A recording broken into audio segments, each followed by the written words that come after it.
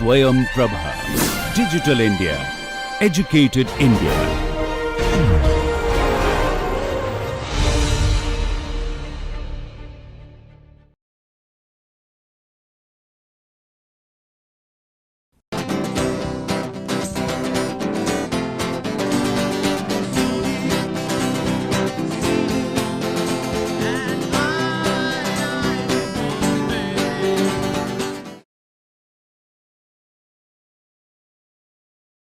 Hello and welcome to lecture 5 of the lecture series on Introduction to Aerospace Propulsion.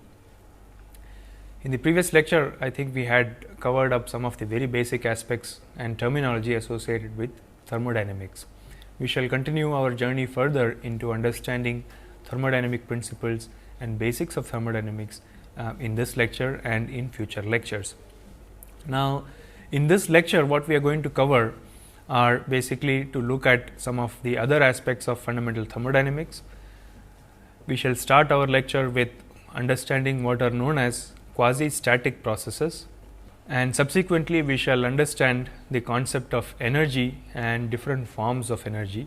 We shall understand a very important term associated with energy known as internal energy, and what is meant by internal energy and what constitutes internal energy. We shall then look at total energy and how do you calculate total energy for a particular system.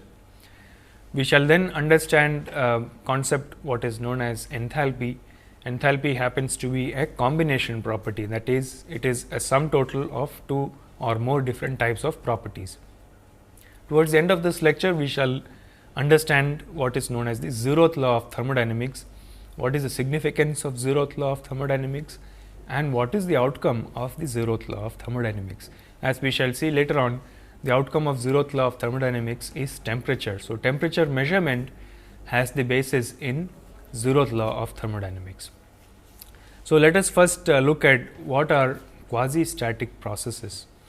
Now, when we understand or analyze a particular system thermodynamically, we would like the process to proceed in a manner such that the system remains infinitesimally close to an equilibrium state at all times.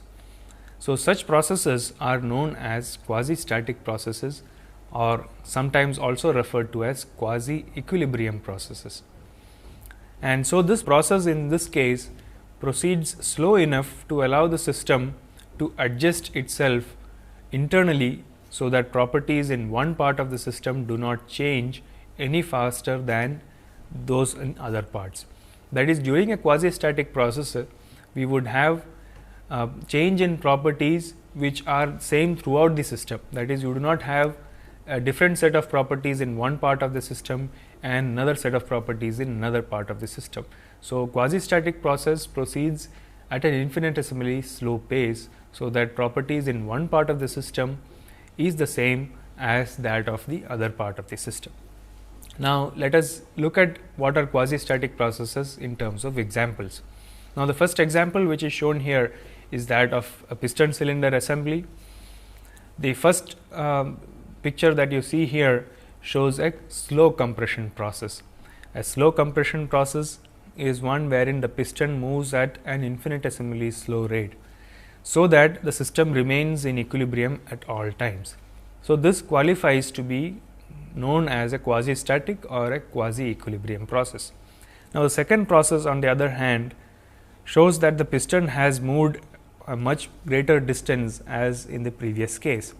So, this really does not qualify to be a quasi-static process, because the system has proceeded in a very fast rate, and therefore, properties in one part of the system will not be the same as the other parts of the system. So, it is not really a quasi-equilibrium or a quasi-static process. Now, let us look at another example again of a piston and cylinder assembly. In the first example that we shall see here, we would like to compress the gas which is held within this piston and cylinder assembly. So, what we do is that initially, let us say the piston was at this location, and then as you drop a weight on the piston and cylinder assembly moves down. So, the piston and cylinder assembly moves down, causing the gas to be compressed, or if we look at it the other way around, if the system was in its initial state at P1, V1 and T1, which is at a higher pressure and lower volume and a different temperature. This was because there was a weight placed over the piston. Now, as you remove the weight from the piston moves up, because the gas which was compressed will now get expanded, and therefore, the system will finally reach a state which is referred to as state 2, the final state, which has a lower pressure and a higher specific volume. Now, if we were to analyze the system thermodynamically, what we would like to do is the following. So, instead of one single weight, we would like to have infinitesimally small weights which are placed one over the other. The total weight of these individual weights will be equal to the larger weight which we had seen in the previous slide. So, if you remove each of these weights one by one, and because these are infinitesimally small weights, the system proceeds from one state to another state through a series of equilibrium states. So, these equilibrium states have been denoted here by these cross symbols. Each of them are referring to states which are in equilibrium. The reason is that we have an infinitesimally small weight which is removed from the piston, causing the piston to move by an infinitesimally small amount. So, if your system were to proceed in this manner, this is referred to as a quasi-static process. And so, in thermodynamics, we shall be analyzing different processes which are assumed to have taken place quasi-statically or in quasi-equilibrium. So, this is important because, as we shall see little later, that quasi-static processes can be also classified as reversible processes and so on, and therefore, it is important for us to ensure that the process proceeds in a quasi-static manner. So, most of the processes that we shall be analyzing in thermodynamics are assumed to be taking place quasi-statically. And so, why are we interested in quasi-static processes? As engineers, we are all interested in quasi-static processes, firstly because they are easy to analyze, and secondly, if you are looking at work producing devices or power generating devices, these devices generate maximum work when they are operating on quasi-static processes. And therefore, as engineers, we will be able to define a process which has taken place quasi-statically, and this particular process will serve as a standard when you would like to compare actual process with reference to a quasi-static process. And this is the reason why we are all interested in quasi-static processes, because that helps us firstly in easier analysis of a particular process, as well as such processes will serve as a standard for comparing other processes or actual processes with it. And what we shall see now is what are the different forms of energy and what are the implications of these different forms of energy. Now, as we are all probably aware, energy can exist in different forms. You could have energy in the form of thermal energy, mechanical energy, kinetic energy, potential energy, and so on. So, you would have already come across many such forms of energy or terms associated with energy. Now, sum total of all these forms of energy like mechanical, kinetic energy, potential energy, electric, magnetic, chemical, nuclear, and so on, all of them put together is referred to as the total energy of a system, which is usually denoted by symbol E. So, specific energy, which is symbol small e, is equal to total energy per unit mass. Now, in thermodynamics, we usually do not provide any information about the absolute value of total energy.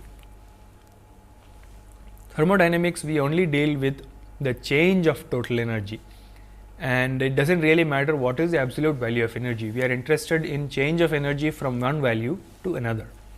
So, we would always be dealing with changes in energy rather than the absolute value of energy. Now, what are the different forms of energy? So, energy can exist in different forms. These can be classified broadly as macroscopic energy and microscopic energy. Macroscopic energy refers to the energy that a system would possess as a whole with reference to some outside frame of reference. Examples of macroscopic energy are kinetic energy and potential energy. These are the energies that a system can possess with reference to some frame of reference. Microscopic energy, on the other hand, are those related to the molecular structure of a system and the degree of molecular activity, and this is basically independent of the outside frame of reference. So, microscopic energy is the energy content at the molecular level, and they do not really depend upon with what frame of reference you are looking at. And the sum total of all the microscopic forms of energy of a system is referred to as the internal energy of a system. And internal energy is usually denoted by symbol U, which is for internal energy, and small u, which is for specific internal energy, that is internal energy per unit mass. Now, to illustrate this example to this point further, as I was mentioning, macroscopic energy it refers to the energy that a system contains as a whole, and it is with reference to some frame of reference. Examples of macroscopic energy are kinetic energy and potential energy. And the example that I am going to show is about one simple example of the macroscopic energy associated with let us say a car which is climbing up a hill. Now, as we know that this particular car that is shown here by this cartoon has some amount of potential energy and kinetic energy, and these energy will change as the car moves up the slope, because its potential energy changes, and if its speed also changes, then that changes the kinetic energy of this particular system. So, the system we are considering here consists of the car, and what is around it is the surroundings. So, the energy, the macroscopic energy of this system, which is in terms of its kinetic and potential energy, will keep changing as the car moves. Now, as I mentioned, internal energy, on the other hand, is the sum total of all the microscopic forms of energy. And what are the different microscopic forms of energy? These are referred to as the sensible energy, latent energy, chemical energy, and nuclear energy. Sensible energy refers to that part of the internal energy which is associated with kinetic energy of the molecules. As we have seen earlier, macroscopic energy looks at kinetic energy of the system as a whole and not at the molecular level.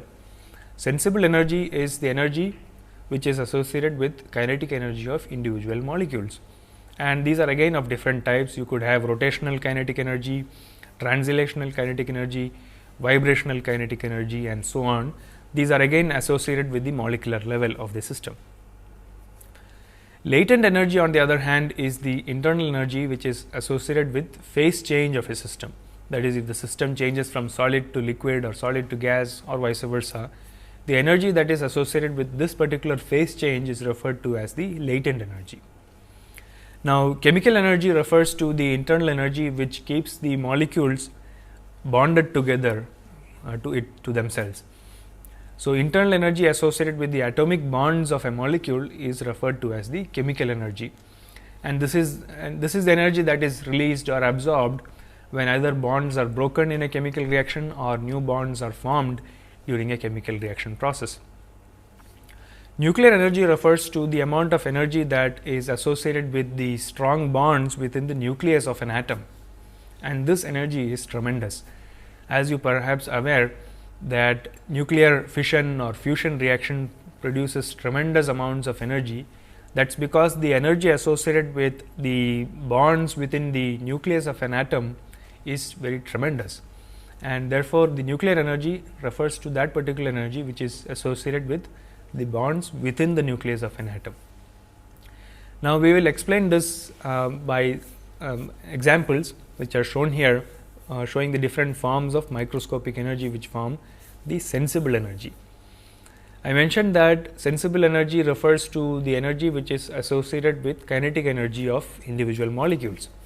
So, examples of such kinetic energy associated with molecules are the molecular translation, that is motion of the molecules, molecular rotation, or the electron spin or the molecular spin, or it could be electron translation, that is movement of the electrons around the nucleus, and you could also have molecular vibration. So, all these individual forms of microscopic energy form what is known as the sensible energy. So, this sensible energy refers to or gives us an idea about the amount of energy which is associated with kinetic energy of individual molecules. Now, the other forms of energy are the latent energy, chemical and nuclear energy, and so internal energy is the sum total of all these forms of microscopic energy. So, we will keep referring to internal energy because that plays a very significant role in thermodynamic analysis of systems, and this internal energy basically refers to the sum total of the sensible energy, the latent energy, chemical energy and the nuclear energy.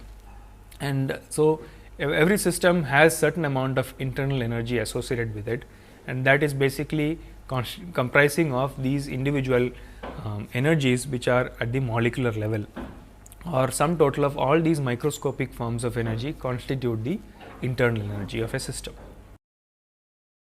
Now, if we were to look at the advantages of microscopic forms of energy or macroscopic forms of energy, macroscopic kinetic energy, it basically refers to an organized form of energy.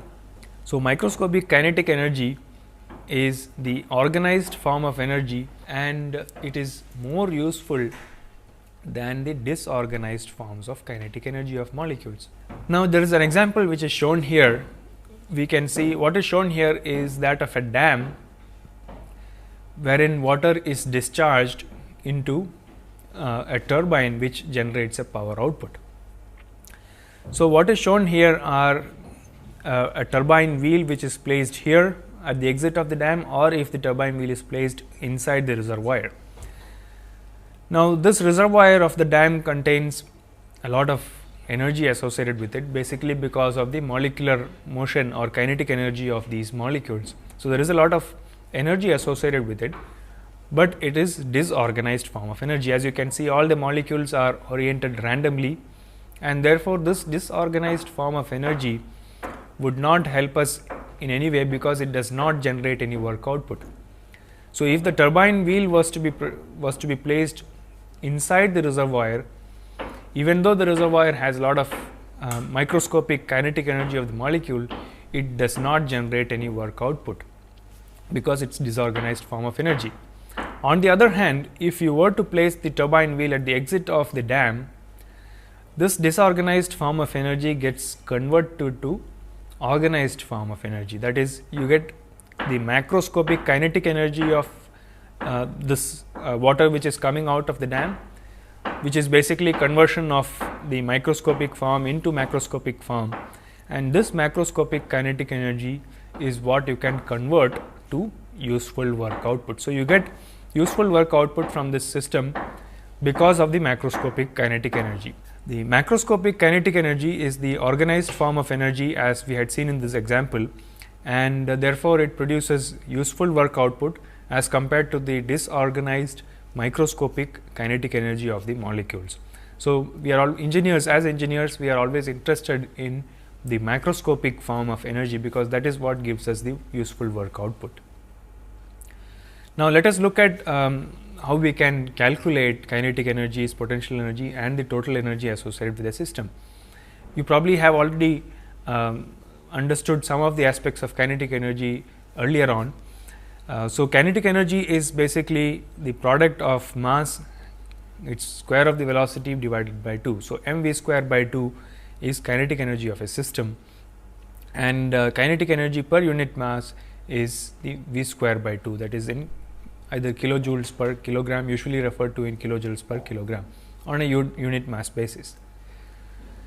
Potential energy on the other hand is the product of mass, acceleration due to gravity and the elevation from the reference.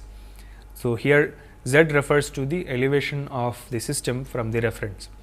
So, product of mass, acceleration due to gravity and z gives you the potential energy of a system in kilojoules, or on a unit mass basis potential energy is equal to g times z, which is product of acceleration due to gravity and elevation from the reference in kilojoules per kilogram. Now, if you were to calculate the total energy associated with a system, now if we assume the absence of any magnetic, electric and surface tension effects, then the total energy of a system consists of kinetic energy, potential energy and the internal energies. So, total energy E is equal to U plus K E plus P E, which is equal to U plus m v square by 2, that is the kinetic energy, plus m g z, which is the potential energy. Now, the same equation on a unit mass basis, that is energy per unit mass, is equal to internal energy per unit mass, that is U small u, plus kinetic energy and potential energy both on unit mass basis. So, that is equal to U plus v square by 2 plus g z in kilojoules per kilogram. So, this is equal to the total energy of a system. Now, usually we come across systems, closed systems, whose velocity and elevation of its center of gravity would be remaining constant during a process, and such systems are referred to as stationary systems. So, if a system is stationary, then there is no change in kinetic energy of a system, there is also no change in potential energy of a system. So, the change in total energy of such a system will be equal to the change in internal energy of the system, because there is no change in its kinetic energy as it is stationary, and there is no change in its potential energy because its elevation from the reference does not change. So, the total energy of a stationary system is equal to the change in total energy of stationary system will be equal to the change in its internal energy. Now, what we shall see next is a property which is known as a combination property, that is a property which is a combination of two or more different properties is referred to as a combination property. Now, one such property which is very important in thermodynamic analysis and which we shall refer to several times during this course is known as enthalpy. Now, enthalpy is a combination property which is a combination of internal energy U and product of pressure and specific volume P V. So, the combination of U and P V is very often encountered in the analysis of open systems or in control volumes. So, enthalpy is usually denoted by the symbol H, and H is equal to U plus P V. On a small letter scale, it is per unit mass, that is small h is equal to small u plus P V in kilojoules per kilogram, and if it is not per unit mass, then total enthalpy is denoted by capital H, which is equal to capital U plus P V in kilojoules. Now, enthalpy is also often referred to as heat content, and in many textbooks you would see that enthalpy is often referred to as heat content of a particular system. And a process during which the enthalpy remains a constant is known as an isenthalpic process. If you recall, during the previous lecture I had mentioned towards the end of the lecture that if during a process enthalpy remains constant, it is known as isenthalpic process. At that point we were not sure what enthalpy means. So, enthalpy, as I have just mentioned, is a combination property. It is the sum of the internal energy and the product P V. So, enthalpy forms a very important role in analysis of systems of engineering importance, like for example, if you are analyzing an aircraft engine, which we shall do little later, enthalpy will form a very important aspect or very important property in thermodynamic analysis of such engineering systems. Now, let me give an example here which explains the importance of enthalpy. Now, we are looking at a control volume here, which is denoted by these dotted lines, and because there is mass influx into the system and efflux from the system, this is an open system, and it is also referred to as a control volume. So, the flow enters the control volume with a certain internal energy U1 and certain pressure P1 and V1, and it leaves the system with an internal energy U2, pressure P2 and V2. So, enthalpy of the system changes from H1 at inlet, which is equal to U1 plus P1, to H2 at inlet at the outlet, wherein H2 is equal to U2 plus P2 V2. So, there is a change in enthalpy of a system, of this particular system, and analysis of this thermodynamic analysis of this system will involve understanding change in enthalpy of this particular system. And so, we shall be using this concept of enthalpy during several process analysis which we shall be doing during this course. Now, what we shall look at next is a very important law, very fundamental law of thermodynamics, which is the zeroth law of thermodynamics. Now, zeroth law of thermodynamics states that if two bodies are in thermal equilibrium with a third body, they are also in thermal equilibrium with each other. So, this is zeroth law of thermodynamics, and it serves as a basis for validity of temperature measurement, which we shall see little later. Now, replacing the third body with a thermometer, the zeroth law we can restate as two bodies are in thermal equilibrium if they have the same temperature reading, even if they are not in contact.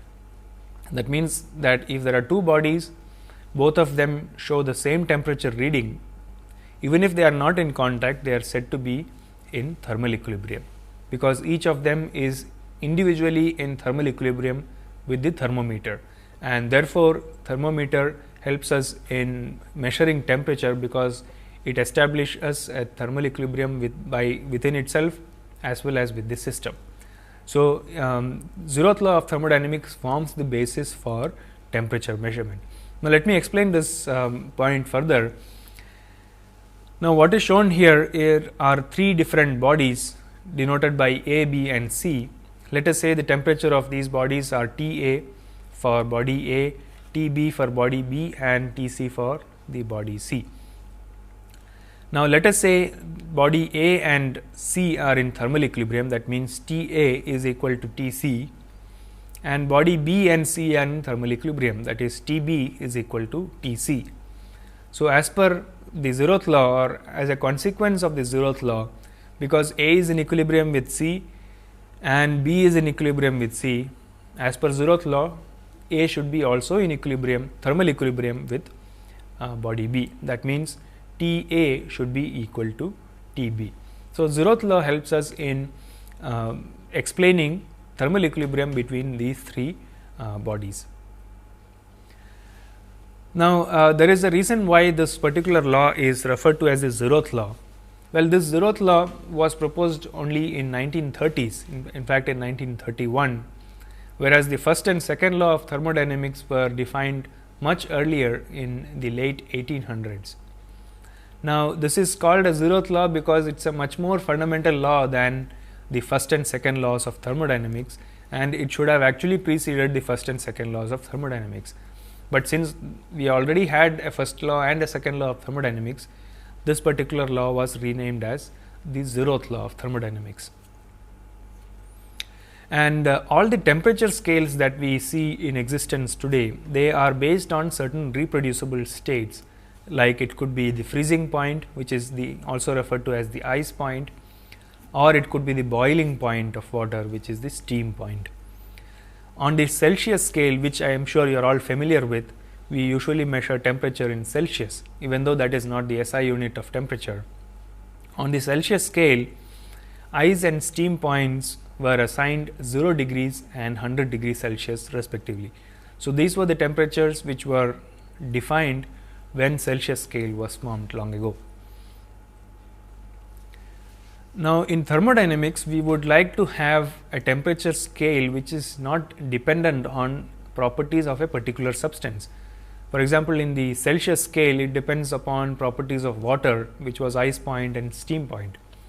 Whereas, in thermodynamics, we would not like to have such a scenario. We would not want to have a temperature scale which depends upon the property of a particular substance, which requires us to maintain a certain pressure and other properties of that particular system. So, we would like to have a scale which is independent of properties of one particular substance. So, the thermodynamic scale, temperature scale, is also referred to as the Kelvin scale. We shall understand Kelvin scale in detail little later as well. Now, the lowest temperature on the Kelvin scale is 0 Kelvin, and as we shall see a little later in third law of thermodynamics, which states that there are temperatures below 0 Kelvin is not possible or not feasible. So, thermodynamic temperature scale is the scale which is independent of any particular property of a substance, and one such property we shall see little later. Now, there is a temperature scale which is quite identical to the Kelvin scale. This is known as the ideal gas temperature scale.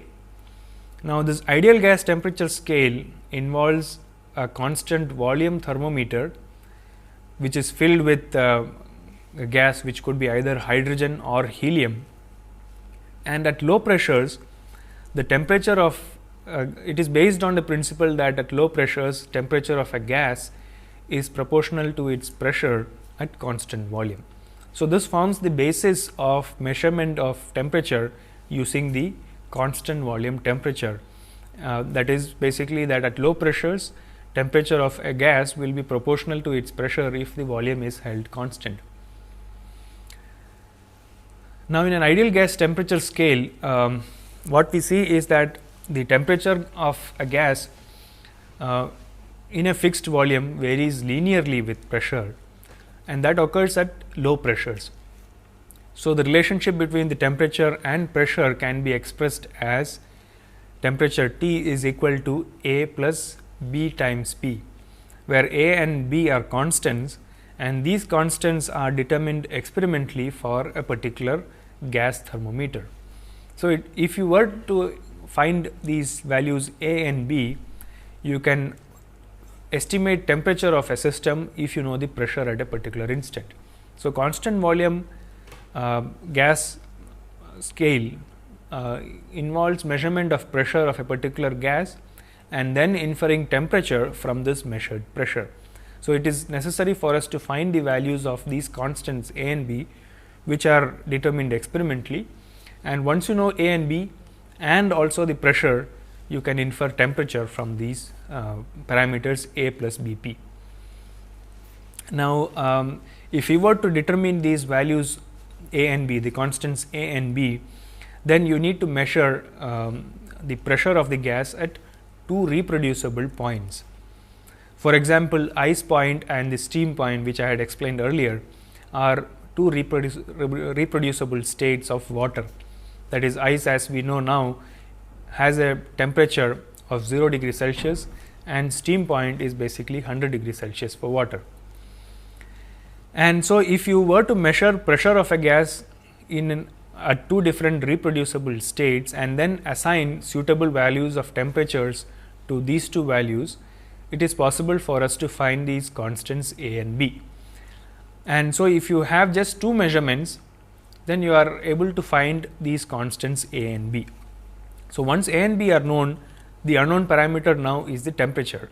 So, temperature will now be equal to A plus B times P, and since A and B are known and the pressure is known for this particular instant, you can find temperature from the simple equation T is equal to A plus B p. So, this is the basic principle behind the ideal gas temperature scale, which is a constant volume thermometer.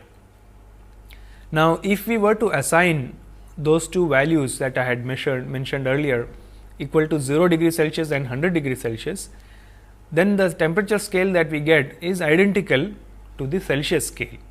In Celsius scale, the two reference points are the ice point and the steam points. Now, if this were to be the case, that is, if you were to have 0 and 100 as the fixed points, then it is possible that for A, which is equal to 0, if we were to assume that the absolute pressure is equal to 0, then the temperature that we shall get from this scale will be equal to minus 273.15 degrees Celsius, and this temperature is regardless of the type and the amount of gas in the vehicle in the vessel of the gas thermometer. So, this means that it is possible for us to find a point wherein A is equal to 0. You can assume A equal to 0, which means that the pressure is 0, and the corresponding temperature there would be minus 273.15 degrees Celsius. And as we shall see in the example later on, this is independent of the nature of the gas in the vessel and the quantity of the gas in the thermometer. So, let me explain this point little further using this example. Now, what is plotted here are pressure on the y axis and temperature in degree Celsius on the x axis. Let us say the gas thermometer has different gases, gas A, B, C and D, and we have fixed 2 or more measurement data points, but we just need 2 points. One is the 0 degree Celsius, that is the ice point, and one is maybe 100 degrees Celsius, that is the steam point. Now, for this particular gas we have maintained ice point at 0, and then we find the corresponding pressure, and then we also maintain the same thermometer at the steam point and find the corresponding pressure at that particular temperature. And if we were to join these 2 points and extrapolate this line, the point where it meets on the x axis is minus 273.15. If you repeat this experiment for several other gases, what we shall see is that all these gases will finally merge towards this particular point, minus 273.15. So, this means that this particular temperature scale is independent of the type of gas that is used, and that is a big advantage for us, because thermodynamic temperature scale, you would not want a scale which is dependent on properties of a particular substance. So, here is a scale which is independent of the type of gas which is used in this particular scale. So, this ideal gas temperature scale is one which is independent of the type of gas that is used. So, the example here shows 4 different gases, and you measure temperature, you measure pressure for 2 different temperatures which can be fixed or which can be reproduced. Now, if you were to use 0 degree Celsius and 100 degree Celsius as the reference points, then this scale is very similar to that of a Celsius scale. And so, what we do in this ideal gas temperature scale is to measure pressure at 2 temperatures which can be reproduced at 0 degrees and let us say the steam point 100 degrees. And once you get 2 measurement data points, you can join those 2 lines and extrapolate it. And what we shall see is that extrapolation of these lines will take us to one particular temperature, which is minus 273.15. So, minus 273, the significance of this temperature that we get of minus 273.15 is that this is the lowest temperature that you can get using a gas thermometer. And so, this we can call as an absolute gas temperature scale, because we have assigned a value of 0. If you assign a value of 0 to the constant A, then the temperature that you get will be minus 273.15 degrees Celsius. So, this is very convenient for us, because in this case we need to only specify the temperature at one point to define an absolute gas temperature scale. And so, temperature will now be equal to B times P. So, if you just know B and you measure pressure, you can actually calculate temperature from there. Now, the standard point, fixed point for temperature scale has been agreed upon as the triple point of water. Triple point of water is the temperature at which all the 3 phases of water, that is solid, liquid and gas phase, coexist. That is, you would have a system which has ice, water as well as water vapor, all the 3 of them coexist in equilibrium. And this occurs at a temperature of 0.01 degree Celsius or 273.16 Kelvin. Now, if you recall, I had mentioned earlier that the Kelvin scale begins at a temperature of 0 Kelvin. So, this is the lowest temperature that is possible to be achieved. And as we shall see later on, that at a 0 Kelvin temperature, which is also known as the absolute 0, the entropy of a system becomes 0. And what is entropy will be clear in later lectures. And from the entropy principle also we shall be able to derive the Kelvin scale, which we shall do later on. So, 0 Kelvin is equal to minus 273.15 degrees Celsius. So, 0 Kelvin on the Kelvin scale is corresponding to minus 273.15 degrees Celsius on the Celsius scale. Now, the absolute gas temperature scale is not a thermodynamic temperature scale, because there are a couple of problems associated with this particular temperature scale. One of the problems occurs at very low temperatures. So, as you reduce the temperatures to very low values, there could be condensation of the gas occurring within the constant volume gas thermometer, and condensation can change the pressure and other aspects within the constant volume gas thermometer. So, this is one of the problems, that at low temperatures, at very low temperatures, there could be condensation of the gas. And the other problem occurs at very high temperatures. What happens at very high temperatures is that the gas could dissociate and probably ionize, both of which can change the properties of the gas. So, dissociation and ionization can occur at high temperatures. So, this absolute gas temperature scale or thermometer is valid only for a certain range of pressures and temperatures. So, at low pressures there is problem of condensation, at high pressures it may cause ionization and dissociation of the gas within the thermometer. So, it is important to understand that the absolute gas temperature scale is not really a thermodynamic temperature scale, because a thermodynamic temperature scale requires us to start at 0 kelvins. As you know that 0 Kelvin is the lowest temperature that is possible, but if you were to use the absolute gas temperature scale at such low temperatures, it will definitely cause condensation of the gas within the volume. And as we had seen in the example earlier, that we were extrapolating the graph to achieve this minus 273.15 degrees Celsius. But if you were to actually do that for the gas, for any particular gas, real gas, then you would notice that that particular gas is condensing. And condensation of the gas is definitely not good, because that can change the properties within the controlled volume, and therefore, the equation T is equal to A plus BP will no longer be valid. But absolute gas temperature scale definitely has its significance in the range of temperatures in which it can be safely used. So, there is a certain range of temperature in which you can use the absolute gas temperature scale, and in that range the absolute gas temperature scale works well and without any problem. Whereas, for defining an absolute gas temperature scale, it requires certain modifications and change of definitions, which we shall see when we understand the concept of entropy and third law of thermodynamics and the consequent development of the Kelvin scale during that.